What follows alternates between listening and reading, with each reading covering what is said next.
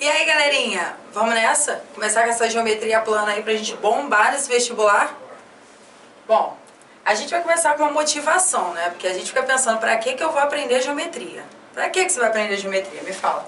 Bom, a geometria é fundamental pra gente ter a percepção do que acontece na nossa realidade, os objetos do nosso dia a dia e tudo mais. Ela é importante exatamente pra gente poder entender isso. E no seu Enem ou no seu vestibular vai ser o seu grande diferencial, porque a geometria não é o domínio da galera, mas ela vai ser o seu domínio. Então, vamos que vamos. A gente vai começar estudando esses objetos primitivos da geometria, tá? Que é o ponto, a reta e o plano. Os conceitos, termos e objetos matemáticos, eles são todos pautados em cima de definições, de demonstrações, tá? Em exceção do ponto, da reta e do plano. Como eles são objetos primitivos, a gente vai aceitar eles sem nenhuma definição, ok?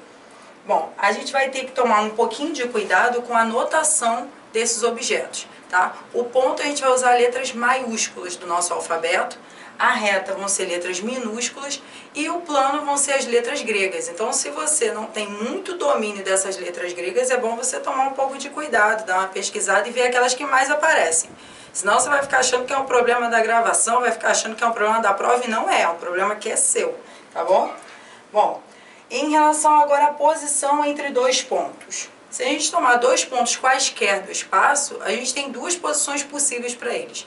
Eles podem ser coincidentes, ou seja, o ponto A vai ser igual ao ponto B, como você pode ver aqui nessa figura, tá? E eles podem também ser distintos, ou seja, o ponto A vai ser diferente do ponto B, tudo bem? A gente tem também a posição entre o ponto e a reta. Vamos considerar essa disposição aí que você está vendo nessa figura. O que você pode ver? Você pode ver que essa reta R, ela passa pelo ponto A. Então, com isso, a gente diz que esse ponto A, ele pertence à reta R. Agora, o ponto B, ele não passa pela reta R. Então, a gente diz que esse ponto B, ele não pertence a essa reta. Certinho? Bom, molezinha até aqui, né? Agora, quando a gente tem uma posição em que esses pontos A e B, eles pertencem a uma mesma reta, nós podemos dizer que esses pontos são colineares, ou seja, eles pertencem à mesma linha, tá bem? Agora, se eles pertencem à mesma reta, pertencem ao mesmo plano, nós vamos falar que eles também são coplanares, beleza? Coplanares, mesmo plano, tá? Moleza, não tem o que errar até aqui, mas são palavrinhas importantes para você poder ficar ligado, tá? Bom, a gente tem algumas proposições que são muito importantes. Como eu tinha falado, proposições, propriedades, afirmações matemáticas, elas são todas pautadas em demonstrações, certo? Então a gente precisa tomar um cuidado, a menos com aqueles que são postulados e axiomas, porque eles são proposições primitivas, são aqueles que nós vamos aceitar, tá? Algumas que eu vou apresentar aqui, elas podem parecer óbvias, mas foi por causa delas que a gente pode construir a geometria que a gente tem no dia a dia e na nossa realidade, no que vamos estudar aqui. Tudo bem? Então, a primeira delas é que numa reta e fora dela existem infinitos pontos. A segunda proposição é que num plano há infinitos pontos. A nossa terceira proposição, ela diz que dois pontos distintos determinam uma única reta. Grava, marca aí com aquela sua caneta brilhosa que você comprou aquele kit maravilhoso aí no calçadão.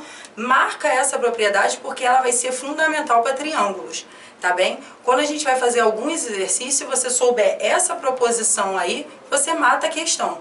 Então anota aí, marca aí, pode marcar com IPC, importante pra caramba, porque é isso aí, tá? Na quarta proposição, o que a gente tem? Três pontos não colineares determinam um único plano que passa por eles. Também é importante. Quando você for lá na frente no estudo de triângulos, vai ser fundamental para você saber também essa proposição.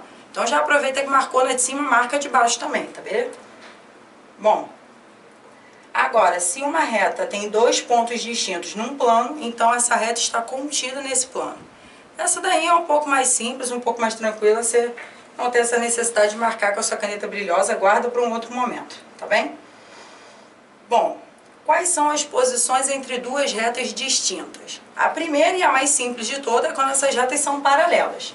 Essas retas elas vão pertencer a um mesmo plano, ou seja, elas são coplanares, que você acabou de ver, então não pode ter esquecido, e elas não possuem nenhum ponto de interseção, certinho? Elas não vão se encontrar em nenhum momento. Bom, aí a gente vai estudar as retas concorrentes. Quem são essas retas concorrentes? São retas que possuem um único ponto em comum. mas não é necessário que elas pertençam ao mesmo plano. Então toma cuidado que às vezes caem umas questõezinhas assim, você tem que ficar esperto, tá? Aquelas questõezinhas verdadeiro ou falso, então, dependendo do vestibular que adora isso aqui é uma questão mega possível de você poder ver aí no futuro dos seus estudos, tá? Bom, a gente também tem as retas concorrentes perpendiculares. Essas daí são um pouco diferenciadas, por quê? Elas possuem esse ponto em comum, mas elas formam um ângulo de 90 graus, certo? Então a gente acabou de ver as retas concorrentes. Agora a gente está vendo as retas concorrentes perpendiculares. Tá, mas é aí que você tem que prestar muita atenção. Porque toda reta perpendicular, ela vai ser concorrente. Mas nem toda reta concorrente, ela vai ser perpendicular. Então presta atenção nisso, anota. Já marquei aqui para você não esquecer, tá? Anota isso aí porque realmente é muito importante você saber essa diferença entre essas retas. Certinho? Bom, e tem aquelas retas coincidentes. O que são as retas coincidentes? São aquelas retas que elas pertencem ao mesmo plano e elas possuem todos os pontos em comum. Então, nesse caso aqui, a gente tem uma reta R, que está por cima de uma reta S, que no caso você não está vendo, nem eu estou vendo, mas a gente diz que essa reta R ela é igual à reta S. Certinho? Bom, vamos que vamos. A gente também tem uma outra posição, essa é um pouco mais especial, que a gente vai acabar revendo ela no estudo de geometria espacial, que são as retas reversas. As retas reversas, elas pertencem a planos distintos e não possuem pontos em comum. Então, se você olhar o nosso desenho aqui, a gente tem um plano alfa. Nesse plano alfa, a gente tem uma reta R, certo? Essa reta R está contida nesse plano alfa. E aqui embaixo, a gente tem um plano beta com uma reta S que está contida nesse plano beta, tá bom? R e S são reversas. Foi? Agora a gente vai começar a fazer um estudo dessas pequenas definições que a gente tem em geometria, que é segmento de reta, semi-reta, reta. O que é isso? Muitos alunos confundem e por mais que possa parecer muito tranquilo, muito simples, são pegadinhas que aparecem nas suas questões, nas proposições, nas verdadeiras ou falsas que você vai encontrar por aí, tá? Então, o que vai ser uma reta? Uma reta vai ser uma linha não curva, infinita, que vai ser representada por seta dos dois lados, tá? Exatamente por ela não ter essa limitação.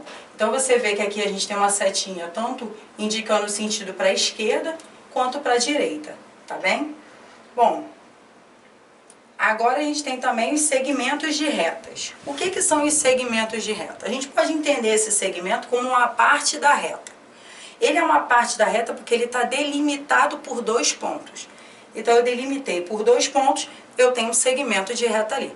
Como que eu vou representar esse segmento de reta? Se eu estou falando de segmento, se eu estou falando de uma parte dessa minha reta, eu preciso mostrar que eu estou pegando esse pedaço.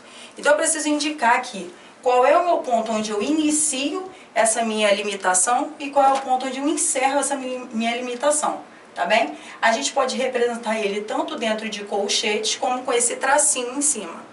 E aí, se você pega um vestibular que é discursivo e você não coloca esse tracinho em cima quando você está falando de um segmento, perdeu o ponto. Não adianta chorar, porque a gente está falando aqui que você tem que tomar cuidado com isso, tá bem? E na figura abaixo a gente colocou esse segmento aqui para você ter uma ideia do que é.